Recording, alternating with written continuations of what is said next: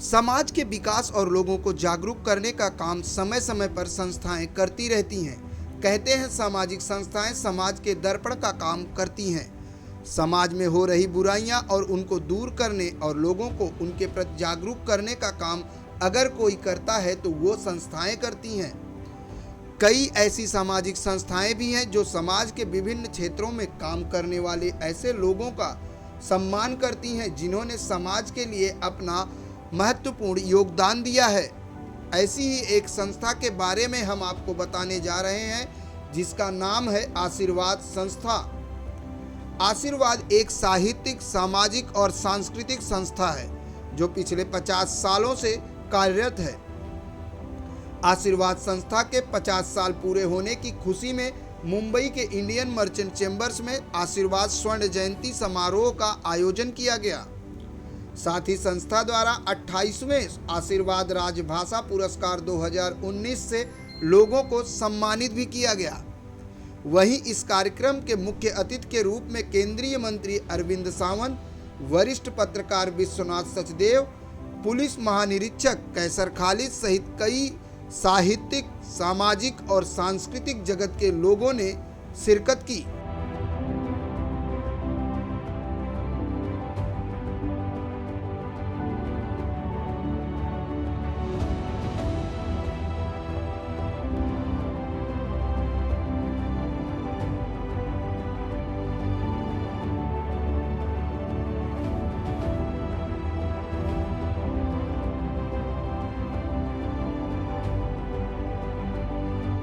मैं आशीर्वाद को मुबारकबाद दूंगा कि 50 सालों से वो हिंदी के प्रचार प्रसार के लिए जुटे हुए हैं और ये ऑफिशियल जितने भी डिपार्टमेंट्स हैं उनमें जो हिंदी भाषाओं की पत्रिकाएं जो हैं उसका ये मूल्यमापन करते हैं। और मुझे लगता है कि अभी ज़रूरत इस बात की है कि हम हिंदी को घर घर तक पहुंचाएं और घरों से जो निकलती जा रही है वहाँ उसको वापस लेके आएँ।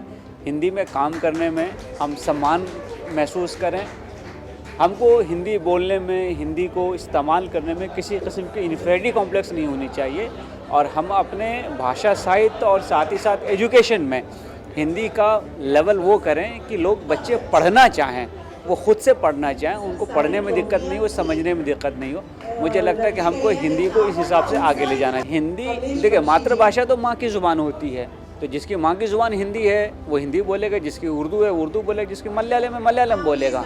तो विरोध इस बात का नहीं होता है, विरोध पॉलिसीज़ का होता है। तो पॉलिसी के लेवल पे भाष्य करना मेरे लिए योग्य नहीं है, लेकिन मैं समझता हूँ कि हर बच्चे का ये हक़ है कि वो अपनी माँ की ज़ुबान में बोलना सीखे, पढ़ना सीखे।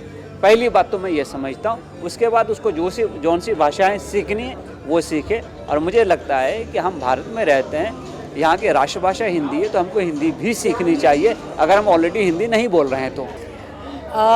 आशीर्वाद के स्वर्ण जयंती महोत्सव पर हम सभी पुरस्कार विजेताओं को बधाई देंगे। हम तो ये कह रहे हैं कि ये अब हमारी शुरुआत हुई है। अभी तक शैशव काल में थी, अब प्रौढ़ हो गई आशीर्वाद, और अब इसके बाद लगातार एक के बाद एक कार्यक्रम पूरे वर्ष भर चलते रहेंगे। और हम चाहेंगे कि लोग हिंदी में काम करें, हिंदी से प्रेम करें, साथ ही भारत की जितनी भाषाएं हैं सभी को एक मंच पर, क्योंकि आशीर्वाद ने सभी भाषाओं को एक मंच पर लाने की कोशिश की। परिचर्चा में आपने देखा, एक तरफ ज्योति वेंकटेश जी थे तो दूसरी तरफ चेतन शशितल थे, किस तरह से वक्तव्य दे रहे थे। विश्वनाथ सचदेव जी ने बखूबी अध्यक्षता की। और जहाँ तक भाषा का सवाल आता है, एक फलती फूलती है, जितना लोग उसे प्यार करते हैं, जितना लोग उसे चहुँ ओर फैलाते हैं, यही चाहती हूँ। और जब साथ मिलेगा इन 24 न्यूज़ का तो हम आगे हमेशा बढ़ते ही रहेंगे।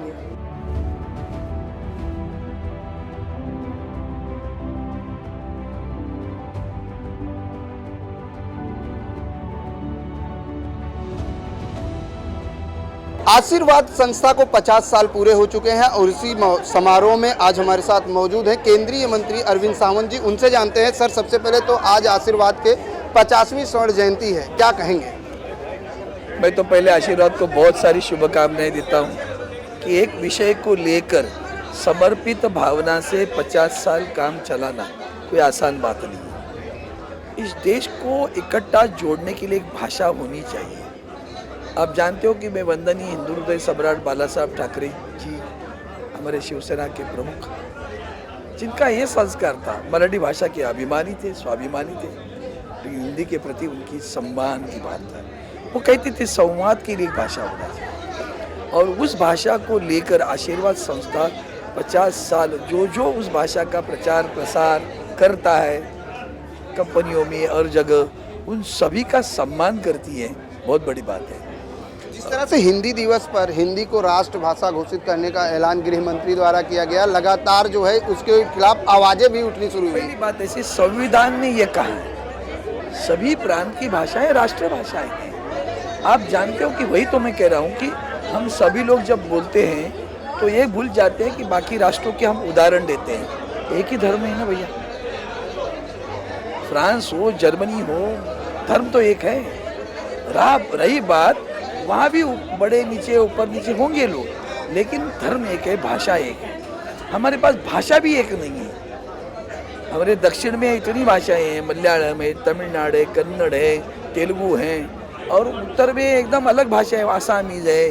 तो ये सभी देश को कितनी बड़ी बात है, ये बहुत बड़ी बात है सर। हमें समझ नहीं रही ये ताकत क्या है कि इतनी विभिन्न भाषाएं, इतनी विभिन्नता संस्कृति में, संस्कार में, काम में, तो उसके बावजूद भी हम एक हैं। डाइवर्सिटी में यूनिटी कहना आसान है, ये हिंदुस्तान पूरे देश दुनिया के लिए बता सकता है। Is the only country which has got such a big magnitude में there. Diversity is there, still we are united one. और तिरंगा है जो हमें इकट्ठा रखता है। बिल्कुल, जिस तरह से बात करें तो भाषाएं ही जोड़ती हैं हमें, और भाषा से ही लोग जो है एक दूसरे से जुड़ते हैं। वाजपेयी साहब, सबसे पहले तो आपसे जानेंगे कि आज जिस तरह से संस्था को जो है 50 साल पूरे हुए, किस तरह से शुभकामना देंगे?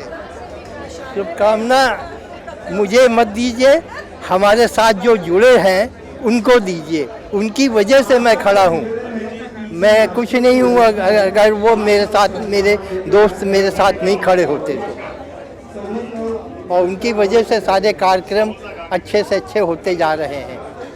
बिल्कुल, लोगों के साथ जुड़कर संस्था आज 50 साल पूरे की है, और संस्था ने एक अपनी स्वर्ण जयंती जो है आज आयोजित की है, जिसमें समाज के कई क्षेत्रों के लोगों को सम्मान किया गया है। जिनको सम्मान किया गया है, आप बता दें कि राजभाषा जो है पुरस्कार से भी सम्मानित किया गया है। और इस कार्यक्रम का सिर्फ मकसद ये है कि हिंदी को सभी तक पहुंचाना, हिंदी भाषा पर लोगों का जिस तरह से जो है विकास करना, उस पर आशीर्वाद का लगातार जोर चलता है। और ऐसे में आशीर्वाद पिछले 28 सालों से इस पुरस्कार कार्यक्रम का आयोजन करती है। कैमरामैन FS पटेल के साथ प्रदीप शर्मा, IN24 न्यूज़, मुंबई।